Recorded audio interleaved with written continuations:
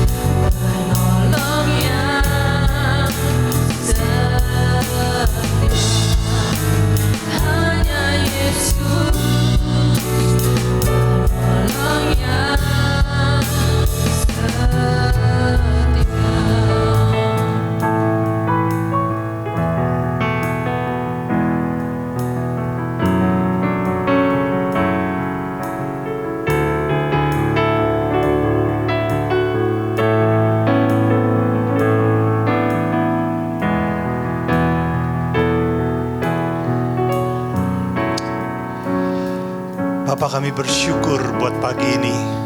Kami bisa memuji, menyembah Allah yang mengasihi kami, Allah yang membuat rencana yang indah dalam hidup kami, bahkan Allah yang mengangkat kami untuk masuk ke dalam tujuan hidup yang sudah Kau tetapkan. Pagi ini Tuhan, kami minta jamahan Roh Kudus supaya kami bisa menangkap pesan firman-Mu. Bukan saja menangkapnya, tapi menghidupinya dalam kehidupan kami. Inilah umat tebusan-Mu, milik kepunyaan-Mu sendiri. Berkaryalah atas kami. Di dalam nama yang kudus, Yesus Kristus Tuhan kami. Sama-sama kita katakan, amin. Silakan duduk Bapak Ibu.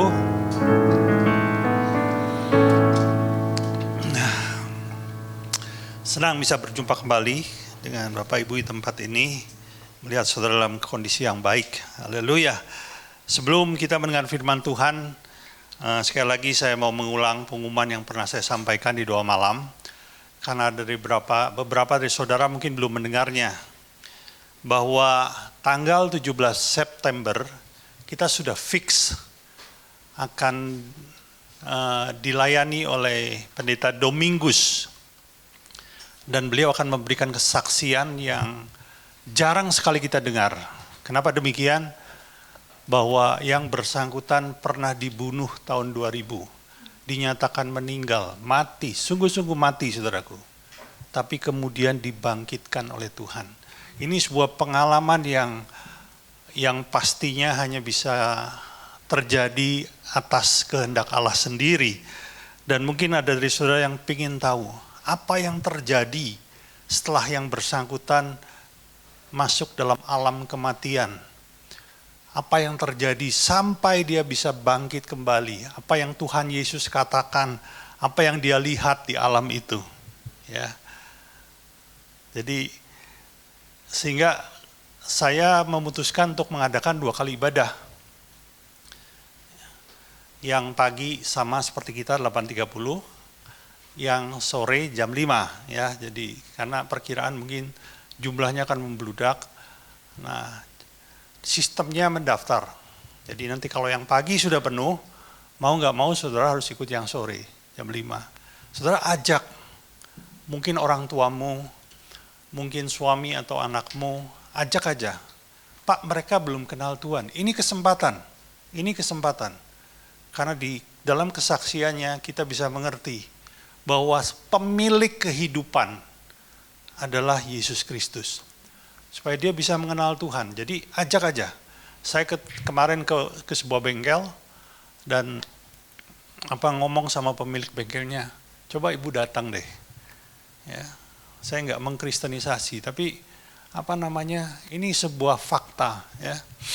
Jadi manfaatkan tanggal 17 September, kita akan buat brosurnya. Jadi saya akan sebarkan juga melalui WA. Tapi akan jauh lebih baik kalau saudara juga menjadi alat Tuhan untuk menyampai kepada banyak orang, begitu ya. Saya percaya kesaksian beliau akan memberkati kita secara rohani, luar biasa.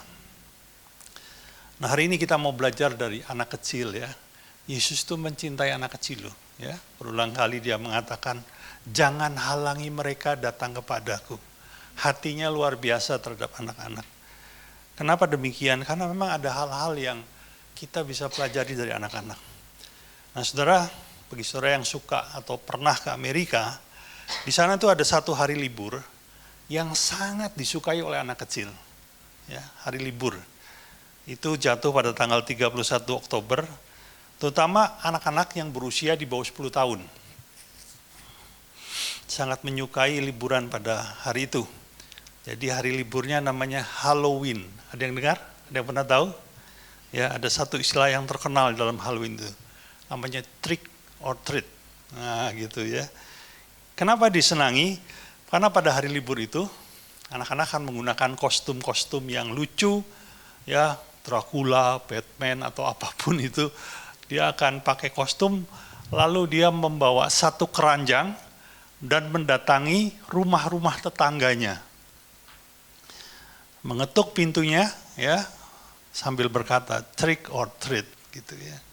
Intinya begini, setiap kali mereka mengunjungi satu rumah, sebetulnya ada satu harapan yang dirindukan oleh anak-anak ini, yaitu si pemilik rumah akan membuka pintu, lalu memberikan permen, atau memberikan coklat, atau memberikan kue, snack, atau sebagainya.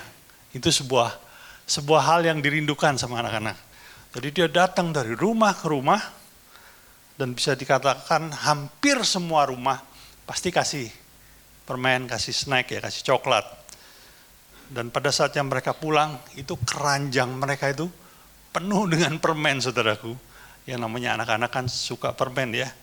Tapi mereka baru makan-makan permen, hadiah yang diperolehnya itu besoknya. Jadi mereka pulang malam, ya nggak terlalu malam juga sih, sambil membawa keranjangnya, lalu keranjangnya itu disimpan di lemari, dan mereka tidur. Tentunya mungkin ada yang mimpi juga ya, aduh besok ini aku habisin semua, aku makan semua. Saudara, itu adalah hari libur yang disukai oleh anak-anak sana. Nah, satu ketika ada seorang reporter ya, host dari sebuah acara televisi yang terkenal bernama Jimmy Kimmel. Kalau saudara lihat di YouTube, masukkan kata Jimmy Kimmel itu muncul banyak sekali.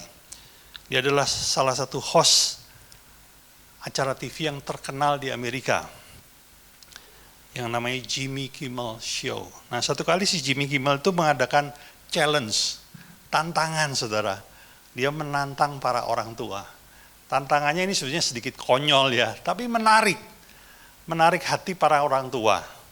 Tantangannya begini, sebelum anak-anak itu menikmati permen atau kuenya pagi hari itu, sembunyikan keranjang itu di tempat yang nggak diketahui mereka, lalu berkatalah kepada anak-anak, maaf, kemarin kami lapar sekali, permenmu kami makan semua.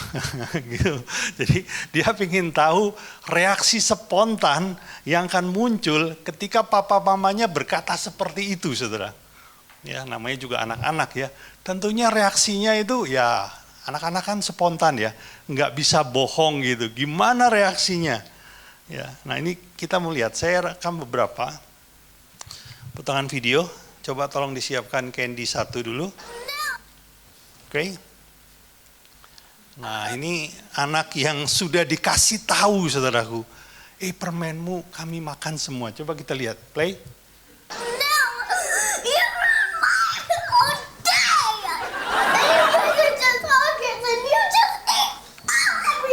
I'm sorry.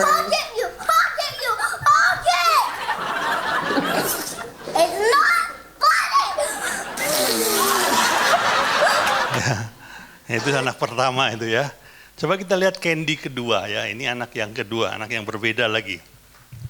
Jadi ini yang merekam itu orang tuanya yang merekam, lalu dikirimkan ke acara Jimmy Kimmel nih. Ya, yang kedua play, silakan.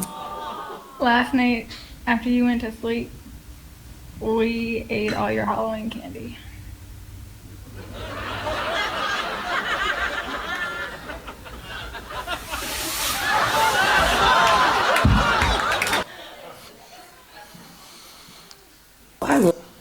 Satu lagi ya. Nah, ini yang ketiga, anak yang berbeda, Candy 3. Oke. Sudah siap, silahkan di play. So mommy and daddy ate all your Halloween candy last night.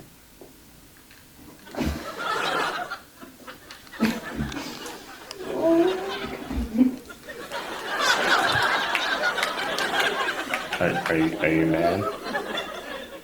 Well, we were really hungry. You're making me super, super angry. Oke, cukup ya. Dia bilang, you making me super, super angry. Kau membuatku sangat marah, katanya gitu. Kebanyakan anak-anak punya reaksi yang ya marah, sedih, menangis, bahkan ada yang mengumpat loh. Jadi mengatakan hal-hal yang ya ada yang kurang pantas juga ya. Tapi satu kali ada seorang anak, ini punya reaksi berbeda. Namanya Jonah. Jonah ini seorang gadis kecil yang usianya sekitar 5 tahun ya. Jonah. Ya, coba kita perhatikan Apa yang dilakukan Jonah, Candy 4? Jonah, Mommy and Daddy have something very important to tell you. We're very sorry, but last night we ate all of your candy.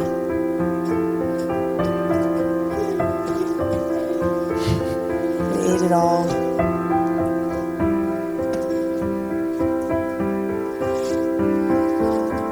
Are you upset? You what? You still love me? Oh, baby, you're the best girl. You know what? We're just joking. Yeah, we didn't eat it all. We didn't eat any. You can have some. Oh, baby, you're the best girl. Ya, cukup. Ini reaksi yang nggak biasa, saudara. Waktu mamanya bilang, kami minta maaf, permenmu semua sudah kami habisin, sudah kami makan. Awalnya dia mau nangis ya, mulutnya udah kelihatan gitu ya. Tapi akhirnya dia bilang, it's okay mami, I still love you. Nggak apa-apa mami, aku masih mencintaimu. Ya. Dan itu yang membuat hati mamanya langsung lumer, langsung terharu, senang dan bangga mungkin ya. Mungkin kalau Anda punya anak seperti itu juga rasanya gimana gitu ya. Reaksi gadis kecil ini menyenangkan hati mamanya. Setuju? Amin ya. Satu ketika ada seorang anak muda yang usianya sekitar 20 tahun baru bertobat, baru dibaptis. Lalu dia bertanya kepada seorang pendeta, Pak Pendeta, apa yang saya bisa buat untuk menyenangkan hati Tuhan? Lalu pendeta itu menjawab hanya dengan satu kata, bersyukur. Pemuda itu berkata, hanya itu Pak, hanya itu. Lalu dia lanjutkan, karena tanpa bersyukur, apapun yang kau buat untuk Tuhan, sia-sia. Saya ulangi ya, tanpa bersyukur, apapun yang kau buat untuk Tuhan menjadi sia-sia. Saudara, saya percaya Anda semua itu tahu apa yang dimaksud bersyukur. Bahkan Anda tahu seperti apa bersyukur. Anda tahu bagaimana cara bersyukur. Tapi masalahnya adalah ada banyak orang Kristen tidak menyadari betapa pentingnya bersyukur. Perhatikan saudaraku, segala sesuatu yang kita buat untuk Tuhan tanpa hati yang bersyukur itu akhirnya sia-sia. Apakah itu melayani, apakah itu menjadi pengkhotbah seperti saya, apakah itu konselor atau apapun lah, melayani musik, multimedia, singer, tetapi ketika kita melakukannya tanpa hati yang bersyukur, tidak menyenangkan hati Tuhan. Bersyukur adalah dasar bagi saudara dan saya bila ingin membangun hubungan intim dengan Tuhan. Dasarnya itu bersyukur. Bersyukur adalah dasar bagi Anda dan saya bila kita ingin menyenangkan hatinya. Di titik ini mungkin saudara belum begitu paham ya. Saya mau memberi sebuah contoh nyata dari kehidupan keluarga saya sendiri. Yang saya ambil ini Kaleb ya. Ini Kaleb dulu loh saudara ya. Bukan Kaleb hari ini. Hari ini sudah berubah ya. Dulu. Sekitar 200 tahun yang lalu. Ya. Jadi sekali lagi dulu.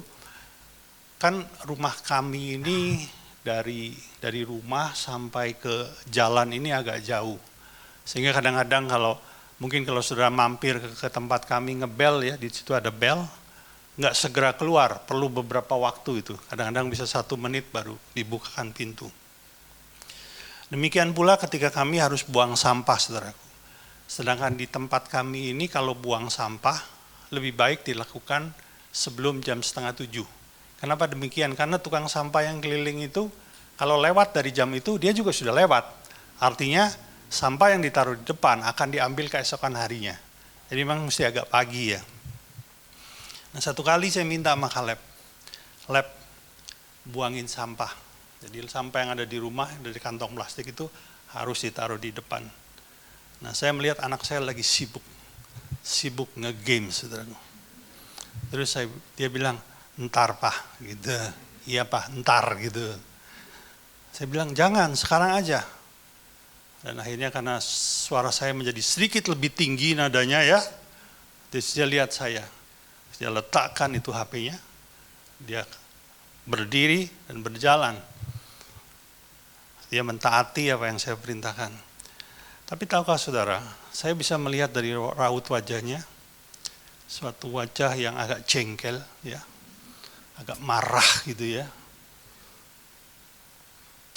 Dan saya bisa mengerti bahwa dia melakukan itu tidak dengan hati bersyukur, bahkan dengan hati gondok, saudara. Marah sedikit gitu ya.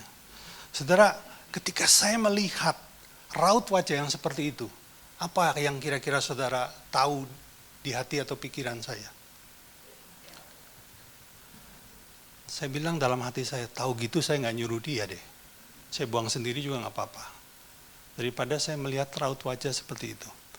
Perhatikan saudaraku, bahkan sebuah ketaatan tanpa hati yang bersyukur, itu tidak menyenangkan. Betul nggak? Ketika engkau melayani Tuhan, ketika engkau melakukan apapun lah, menginjil atau apapun, dan kau lakukan itu untuk Dia, tapi tanpa dilandasi hati yang bersyukur, perhatikan, itu tidak menyenangkan hatinya. Tangkap ini baik-baik saudara. Betapa pentingnya kita memiliki hati yang bersyukur. Bersyukur cuma bukan sekedar terima kasih Tuhan. No. Tapi harusnya itu lahir dari hati kita. Karena apa yang keluar dari mulut kita, itu bisa saja hanya sekedar lip sync, tahu? Rekaan. Tapi kalau itu sungguh keluar dari hatimu, itu menyenangkan hati Tuhan. Bahkan sekalipun pelayanan yang paling rendah, katakan kau ini cuma melayani di gereja, cuci WC, bersihin lantainya WC itu loh. Tapi manakala engkau lakukan itu dengan hati yang bersyukur, oh Tuhan disenangkan. Ya, saya pernah sampaikan kesaksian ini, tapi saya ingin ulangi. Ya, ketika seorang hamba Tuhan terkenal di negeri ini, yang sudah diundang ke berbagai negara, bukan saja seluruh Nusantara, tapi berbagai negara. Satu kali dia diundang ke sebuah kota kecil di Jawa Tengah, di sebuah gereja kecil, dan dia datang, ya. Ini hamba Tuhan yang rendah hati. Dia datang ke tempat gereja itu, dan dia menyampaikan firman dengan sungguh-sungguh, melayani dengan sungguh-sungguh. Tapi tahukah saudara, ketika dia mau meninggalkan mimbar dan duduk di kursinya, Roh Kudus berkata dalam hatinya, sesuatu yang aneh menurut dia. Roh Kudus bilang begini, ada seorang duduk di belakang, namanya Ging Buntu. Namanya aja udah aneh, betul ya? Ging Buntu. Sampaikan dari mimbar ini, kalau Tuhan disenangkan oleh pelayanannya. Terus dia ngomong, adakah Bapak Ibu di sini yang bernama Ging Buntu? Ya, bukan kok Ging ya, maaf loh ya. Ging Buntu. Nah, ternyata di sebelah belakang ada seorang tua yang usianya lebih dari 60 tahun berdiri dan mengangkat tangannya. Terus dia bilang, Bapak, Tuhan berkenan atas pelayananmu. Terus pengkhotbah ini duduk, menanti sampai ibadah selesai. Karena pengkhotbah ini juga ingin tahu, apa sih pelayanan orang ini, sehingga membuat Tuhan menyuruhnya secara khusus untuk menyampaikan perkenanannya. Apa sih? Dia itu melayani di bidang apa? Lalu setelah ibadah selesai, hamba Tuhan ini menyediakan waktu, meminta waktu kepada Pak Ging. Terus ditanya, Pak Ging melayani di sini sudah berapa lama? Oh sudah lama, sejak gereja ini berdiri saya melayani di sini. Apa yang Bapak buat atas gereja ini? Pak, saya ini enggak pintar, saya ini bodoh. Bahkan saya baca aja susah. Saya juga enggak punya apa-apa, saya ini orang miskin. Yang saya bisa lakukan adalah saya menjemput anak-anak kecil dari rumahnya, lalu membawanya ke sekolah minggu. Setelah selesai, saya kembalikan mereka ke rumah. Cuma itu, saudara. Dan dia menjemput tidak pakai mobil. Jadi dia datangi satu demi satu, dia gandeng anak itu. Ya, akhirnya itu seperti kereta bergandengan untuk mencegah mereka nanti nyebrang jalan sendiri berbahaya dan segala macam. Jadi dia gandeng seperti itu, dia bawa sekolah minggu, lalu setelah selesai dia antar pulang. Bertahun-tahun yang dia lakukan cuma itu.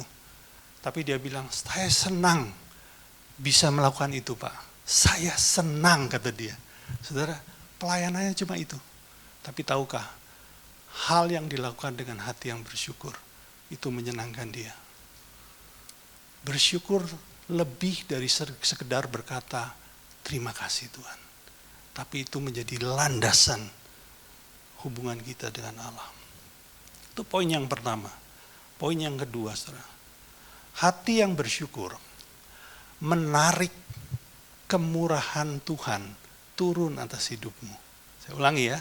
Hati yang bersyukur menarik kemurahan Tuhan turun atas hidupmu. Ketika engkau bersyukur kepada Tuhan, ada respon dari surga yang akan turun atas hidupmu. Satu ketika saya masih tinggal di Tangerang, saudara. Ini sekitar hampir 20 tahun yang lalu. Mungkin sekitar 18 tahun yang silam ya. Waktu itu Yoel umurnya masih 5 tahun dan Caleb masih 3 tahun. Jadi Caleb lebih sering bersama mamanya. Satu ketika saya mau ngajak Yoel jalan-jalan ke mall. Nggak jauh dari rumah saya. Di daerah Tangerang ya, mall yang tidak terlalu besar, tapi ya cukup lengkap lah untuk ukuran kota Tangerang. Ya, saya ajak dia jalan-jalan, ya memang ada keperluan juga untuk beli sesuatu. Tapi setelahnya saya putar-putar dalam mall itu. Yoel masih 5 tahun. Nah, satu ketika kita melewati sebuah tikungan, setelah tikungan itu ada sebuah toko, saudara. Dan ini toko mainan. Di depan toko itu, saudaraku, di displaynya dipajang mainan kereta api, saudara. Kecil, ukuran sekotak ini. Tapi dalam keadaan sedang berputar-putar sambil berbunyi, mengeluarkan bunyi peluit, tweet, tweet, tweet. Yoel itu seakan-akan seperti terpaku di depan display itu dan dia lihat gitu. Dan wajahnya berbinar-binar. Beberapa hari sebelumnya dia cerita sama saya, Pak, temanku itu loh di sekolah punya mainan bagus loh Pak. Apa itu Dek? Kereta api. Ada lampunya, bisa bunyi lagi kata dia. Ya, kereta api kecil. Dia bilang, bagus loh Pak gitu. Saya tahu, maksud dia ngomong gitu itu supaya dibelikan, saudara ya. Kita mesti tahu modusnya anak kecil. Ya. Dan kebetulan beberapa hari kemudian dia lihat tuh kereta apinya. Oh ini mirip ini. Jadi dia terpaku, terus dia lihat, nggak mau lagi jalan kemana-mana. Dia lihat di situ, bentar-bentar dia lihat saya. Gitu ya. Nah, tapi entah kenapa saudaraku, hari itu saya nggak berniat membeli. Sekalipun sebenarnya harga mainan itu nggak terlalu mahal, harganya cuma Rp50.000. Ya saya punya uang untuk segitu. Dan akhirnya saya bilang, Yoel, Papa nggak akan beli mainan hari ini. Ayo kita pulang. Waktu saya bilang begitu, saya lihat ada sebuah perubahan raut wajah yang ya kita tahulah seperti orang yang sedikit kecewa gitu ya. Lalu saya bilang, ayo kita pulang. Lalu dia menggandeng tangan saya dan mengikuti saya. Di sepanjang perjalanan dia diam aja. Saya tahu dia mungkin masih ingat mainan itu ya. Tapi saya abaikan aja. Saya bilang, udah biarin aja nanti kan lupa gitu ya. Saya abaikan. Sampai rumah ya kita ngobrol, kita main dan segala macam. Sampai malam waktunya kita tidur. Saudara, rumah saya itu kecil. Sehingga saya berempat ya, istri dan kedua anak saya itu tidur di satu kamar yang sama. Jadi karena nggak terlalu besar. Jadi waktu tidur itu ya kita ngumpul gitu ya. Kayak ikan asin, saudara, itunya agak lebar sedikit. Dan saudara tahu, ada satu hal, ini memang kebiasaan dia, tapi dia tetap lakukan, saudara. Apa itu? Sebelum tidur, dia hampiri saya, lalu dia kecup pipi saya. Setelah itu dia tidur. Saudara, waktu dia mengecup pipi saya, tahu nggak apa yang ada di otak saya? Saya bilang, besok saya beli ini. Nggak ada duit, saya utangin. Ya, bukan maksudnya bercanda ya, kita bisa jual apa kayak gitu ya. Pokoknya besok saya beliin. Hati yang bersyukur sekalipun dalam kondisi yang sulit, itu mendatangkan kemurahan. Bahkan kemurahan yang datang dari surga. Kalau saudara ingat tadi, Jonah, yang saudara lihat videonya, saudara tahu itu kan cuma secuplik ya, tapi apa yang terjadi? Setelah mamanya dengar berkata, Jonah, I still love you mom, dia bilang begitu. Apa yang dibuat? Keranjang permen itu dikembalikan sama si Jonah dalam kondisi yang masih penuh. Tidak satu pun yang dimakan. Bukan sampai di situ. Si Jonah diajak keluar untuk membeli mainan. Dia mendapatkan lebih daripada itu. Saudara tahu, kemurahan itu, hati yang bersyukur itu mendatangkan kemurahan. Satu ketika ada satu peristiwa yang menyesakkan hati dari Daud. Daud waktu itu belum jadi raja. Itu memberi tekanan yang sangat berat, mengecewakan, memberi dia hampir membuat dia menjadi pahit hati, bahkan dalam tanda petik hampir membuat Daud menjadi gila. Saudara. Kapan itu terjadi? Setelah dia berprestasi luar biasa, membela Israel secara mati-matian, setia kepada seorang raja yang bernama Saul. Dia serahkan semua apa yang dia bisa untuk membela kerajaan Israel, untuk membela sang raja. Sehingga dia memberikan kemenangan, berpuluh-puluh kemenangan kepada Raja Israel. Tapi tahukah balasannya? Raja Israel yang bernama Saul itu mau membunuh Daud, panglimanya yang paling setia. Saudara, kalau kita jadi Daud gimana? Aduh, ya, ini bukan saja fisik dan segala macam, dia sangat tertekan. Dan itu membuatnya, dia harus lari dari satu kota ke kota yang lain, dari satu gua ke gua yang lain. Dan orang-orang yang bersama dia hanya 600, saudara. Bayangkan, Daud bersama 600 orang dikejar-kejar. Seluruh pasukan yang ada dalam kerajaan Israel, itu yang mengejar dia itu puluhan ribu. 600 orang dikejar oleh puluhan ribu tentara. Bukan karena melakukan kejahatan. Bukan. Dia orang yang setia. Dalam kondisi seperti itu, Daud punya banyak pilihan. Tapi yang luar biasa adalah Daud memilih untuk bersyukur kepada Allah. Coba kita lihat ya. Mazmur 27 ayat 6.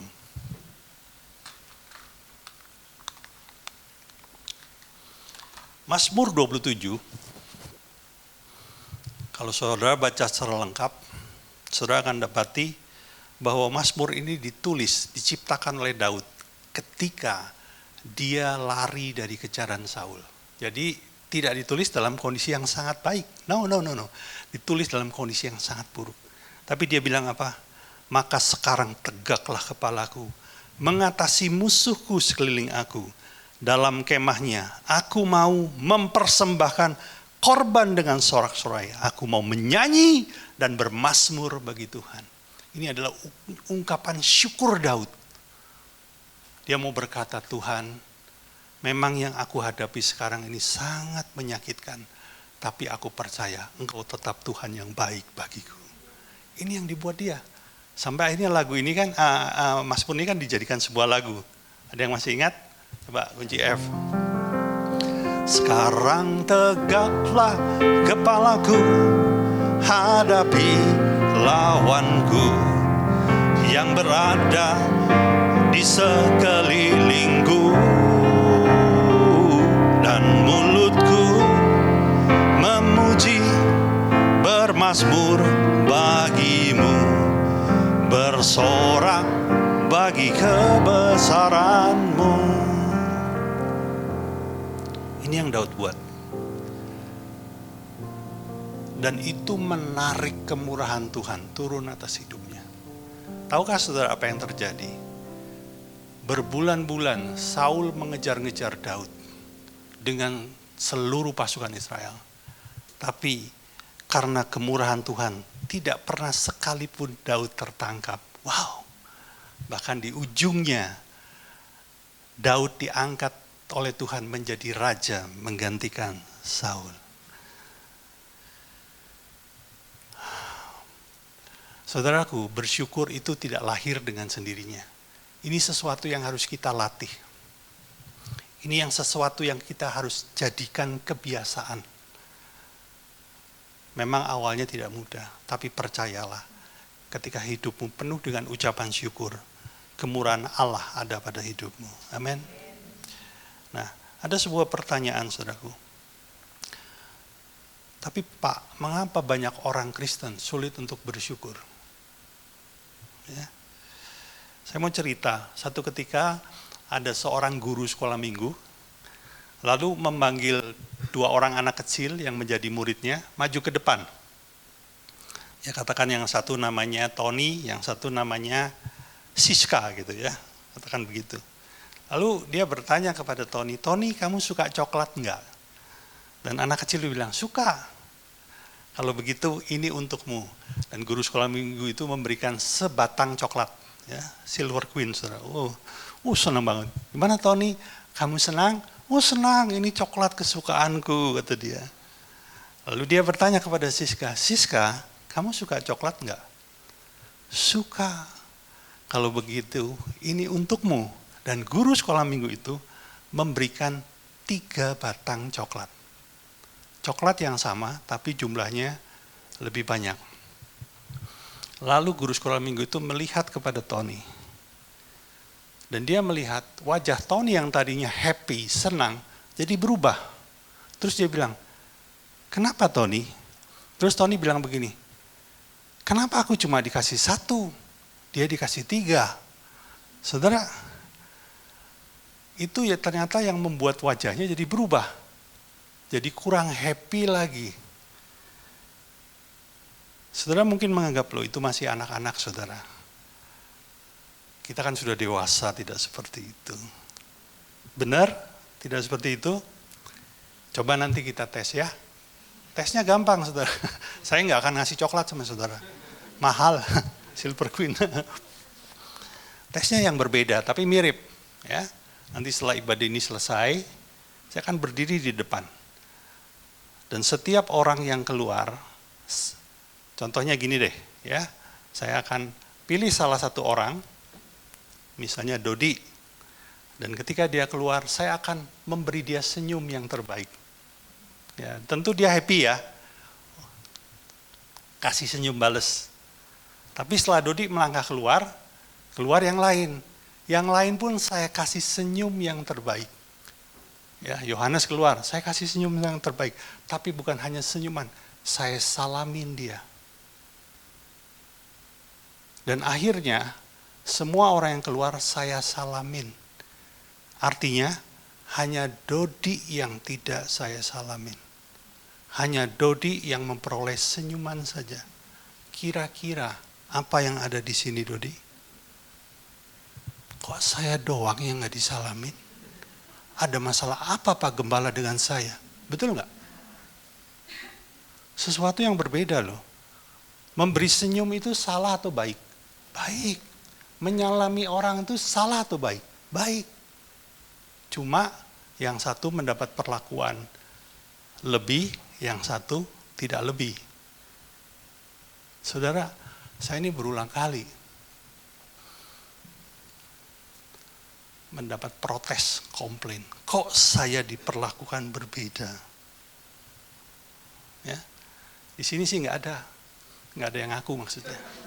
Ya, di tempat lain itu salah satu gereja yang ada di Kutub Utara, saudara. Tapi bukankah sebetulnya saya dan saudara tahu kok bahwa memang kecenderungan hati manusia itu seperti itu.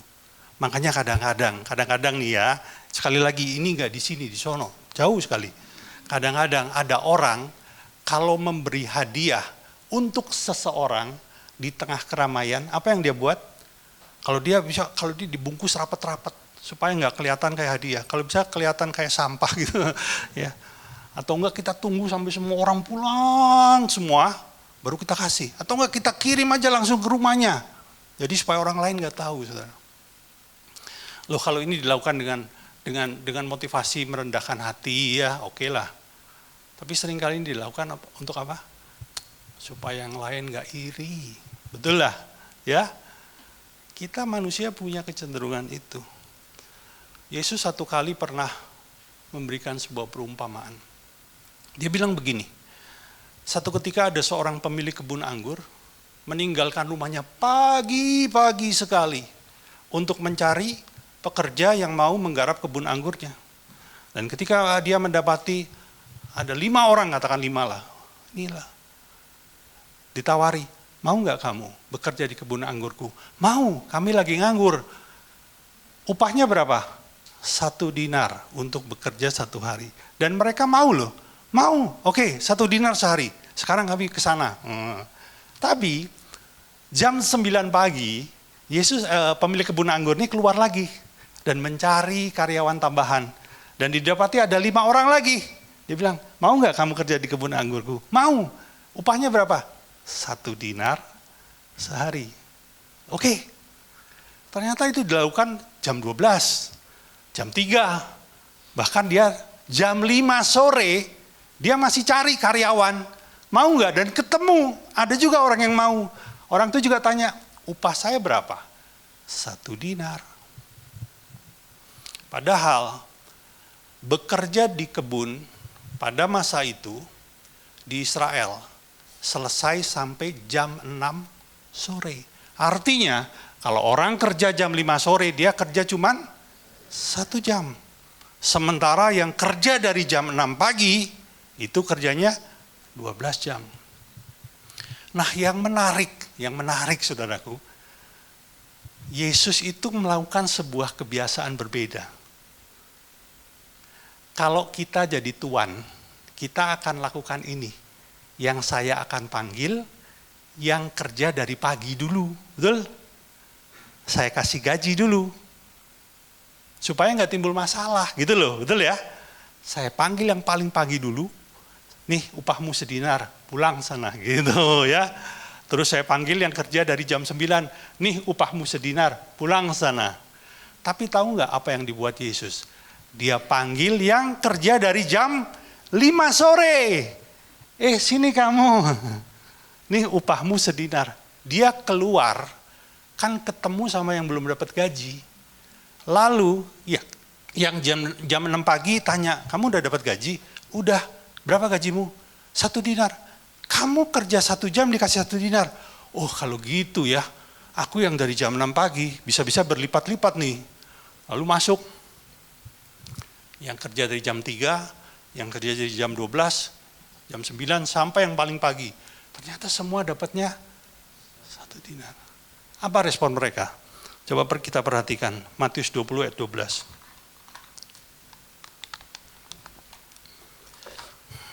Katanya, mereka yang masuk terakhir ini hanya bekerja 1 jam. Dan kau menyamakan mereka dengan kami yang sehari suntuk bekerja berat dan menanggung panas terik matahari. Kira-kira sama nggak sama anak sekolah minggu tadi?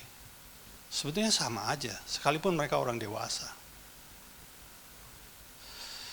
Ada banyak orang Kristen sulit bersyukur karena selalu membanding-bandingkan dengan orang lain. Dia bandingkan dirinya dengan orang lain. Dan manakala dia melihat orang lain seakan-akan lebih diberkati dari dia, dia tidak lagi bisa bersyukur kepada Tuhan. Saudaraku, mari kita belajar untuk tidak membanding-bandingkan diri kita dengan orang lain. Percayalah, Tuhan tahu takaran yang terbaik yang engkau harus terima. Ketika Tuhan memberikan 1 talenta kepada seseorang, karena dia tahu kapasitas orang ini hanya 1 talenta. Kalau dikasih lebih, malah akan rusak, saudaraku. Saudara mengerti ya?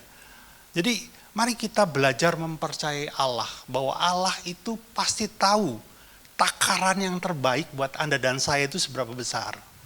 Dan kalau engkau bisa lakukan itu, engkau bisa bersyukur kepada Tuhan. Enggak peduli orang lain mau diberkati lebih banyak, lebih hebat, itu urusan dia. Bahkan kita bisa ikut senang ketika orang lain diberkati lebih daripada kita. Ya. Jadi kalau saudara mau belajar melihat apa yang kau terima, bukan apa yang orang lain terima, apa yang kau terima dari Tuhan, kau mudah bersyukur. Karena sesungguhnya kebaikan Tuhan itu sudah ada dalam hidupmu. Coba ya, saya ulangi, ini kesimpulannya. Bersyukur adalah dasar dari segala sesuatu yang kita buat untuk menyenangkan hatinya. Bersyukur itu mendatangkan kemurahan Tuhan atas hidupmu. Membanding-bandingkan dirimu dengan orang lain akan membuatmu sulit untuk bersyukur. Amin. Yuk kita nyanyi lagu yang tadi ya. Gampang, lagunya singkat. Yesus, kaulah pembelaku. Pada siapa aku harus takut? Yesus, kaulah pelukku. Ku tak gentar menghadapi musuh. Sekarang tegaklah kepalaku, hadapi lawanku yang berada di sekelilingku, dan mulutku memuji, bermazmur bagimu, bersorak bagi kebesaran. Sekarang tegaklah kepalaku, sekarang tegaklah kepalaku, hadapi lawanku yang berada di sekelilingku, dan mulutku memuji, bermazmur bagimu, bersorak bagi kebesaranmu.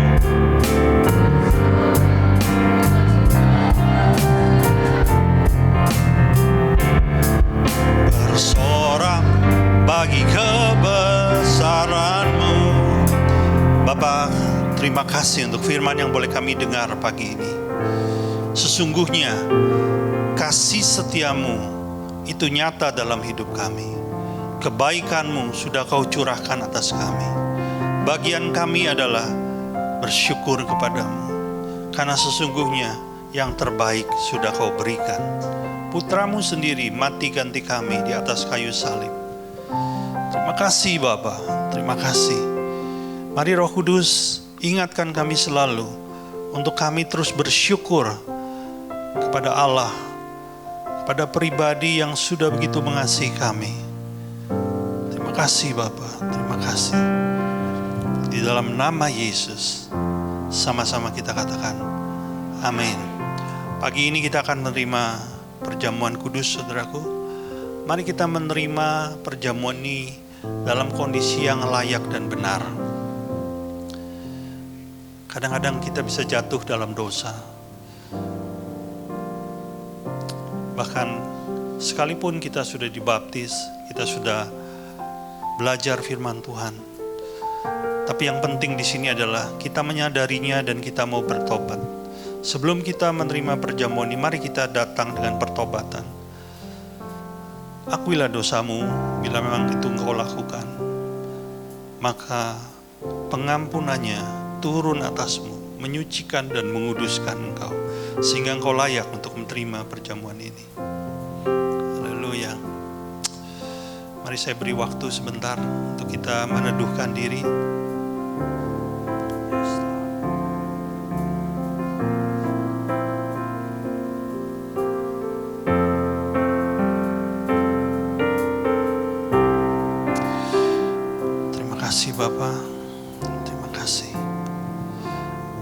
para pelayan Tuhan bisa membagikan anggur dan roti. Sekarang tegaklah kepalaku, hadapi lawanku yang di sekelilingku, dan mulutku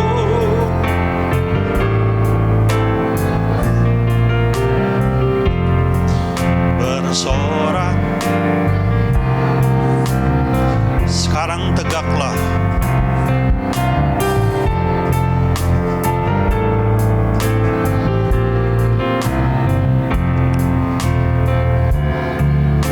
di sekelilingku, dan mulutku memuji, bersorak.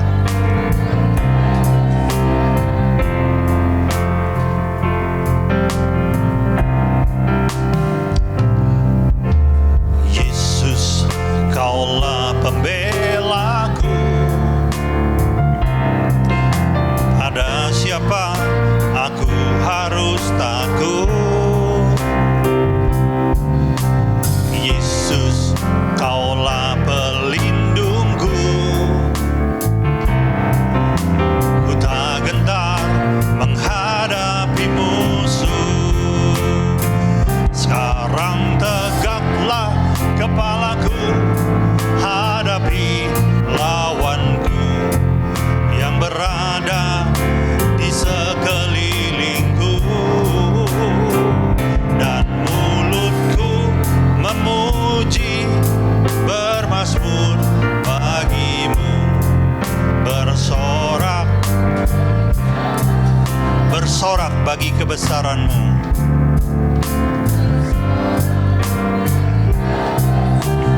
Bersorak.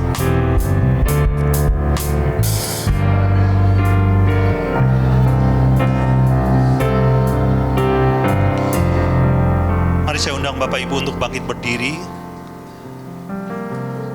Dan mari kita angkat roti di atas kepala kita. Sebab apa yang telah kuteruskan kepadamu telah aku terima dari Tuhan, yaitu bahwa Tuhan Yesus pada malam waktu Ia diserahkan mengambil roti, dan sudah itu Ia mengucap syukur atasnya. Ia memecah-mecahnya dan berkata, inilah tubuhku yang diserahkan bagi kamu, perbuatlah ini menjadi peringatan akan aku. Jemaat yang dikasihi Tuhan, bukankah roti yang kita pecah-pecahkan adalah persekutuan kita dengan tubuh Kristus? Mari kita makan dalam namanya.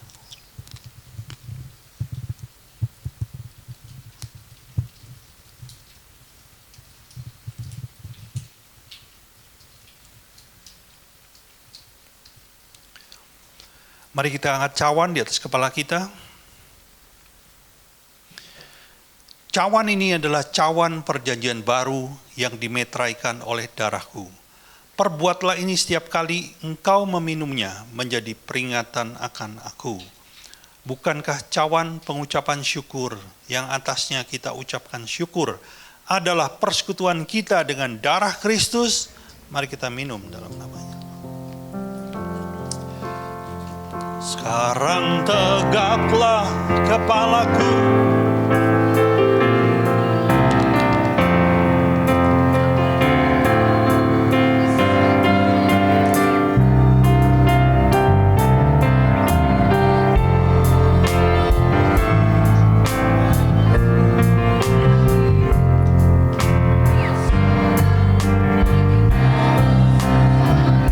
bersorak bagi kebesaran. Bersorak.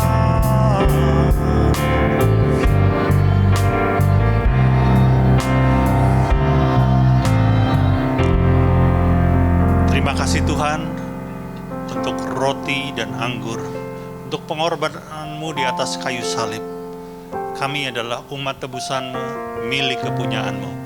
Jadilah seperti apa yang Kau kehendaki di dalam hidup kami. Di dalam nama Yesus kami berdoa. Amin. Silakan duduk Bapak Ibu, kita akan mendengarkan pengumuman.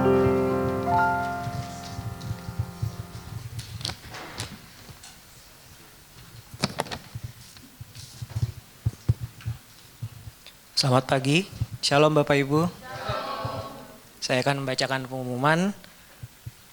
Bagi saudara yang ingin memberikan persembahan bisa melakukannya setelah ibadah ini selesai. Dan ibadah online dapat diakses sekitar pukul 1 siang dan untuk linknya akan diinformasikan melalui grup Telegram gereja. Untuk membangun keintiman dengan Tuhan, gereja mengajak seluruh jemaat untuk menyembah Tuhan di rumah masing-masing setiap pukul 8 malam.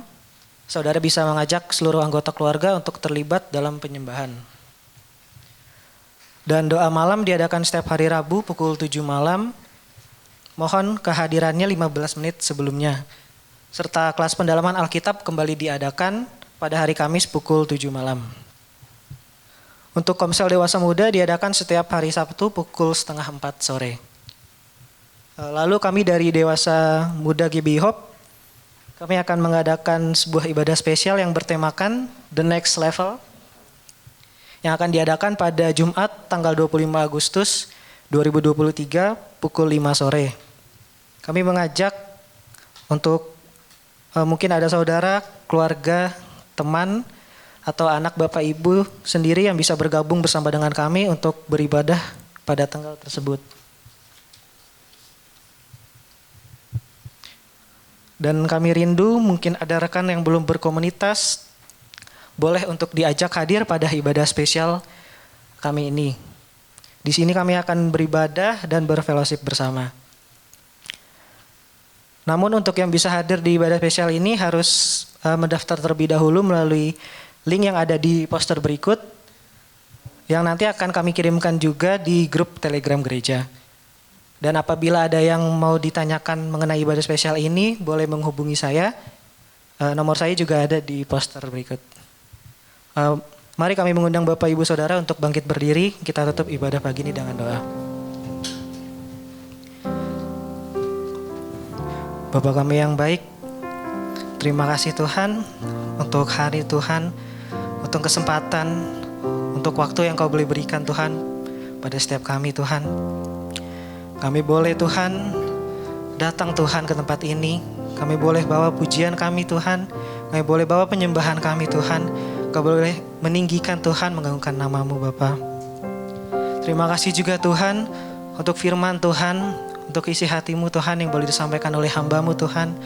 Biarlah kami Tuhan selalu memiliki hati Tuhan yang bersyukur Tuhan untuk segala apapun yang terjadi dalam kehidupan kami. Karena kami percaya Tuhan, apa yang terjadi Tuhan dalam kehidupan kami itu yang terbaik yang sudah direncanakan daripada-Mu juga Bapa. Tuhan, kami mau berdoa Tuhan untuk hamba-Mu juga Tuhan. Biar Engkau yang berkati Tuhan, berikan hati gembala Tuhan, berikan hati Bapa dalam mengembalakan, menuntun setiap kami Tuhan, umat-Mu yang ada di sini. Berkati juga Tuhan, istri dan anak-anaknya. Tuhan sertai juga Tuhan dalam setiap pelayanan yang dikerjakannya Tuhan, biar Engkau Tuhan hadir Tuhan. Dan juga kami bersyukur Tuhan untuk para pelayan Tuhan yang boleh melayani Tuhan di hari ini Tuhan. Untuk para WL, para singer, para pemain musik, para usher juga Tuhan. Dan juga guru-guru sekolah minggu Tuhan. Biar kami boleh melayani juga Tuhan dengan hati yang tulus Tuhan untuk menyenangkan Engkau. Bapa, kami berdoa juga Tuhan untuk jemaat-Mu Tuhan yang ada di tempat ini. Engkau berkati Tuhan setiap apapun yang dikerjakannya, Engkau buat berhasil.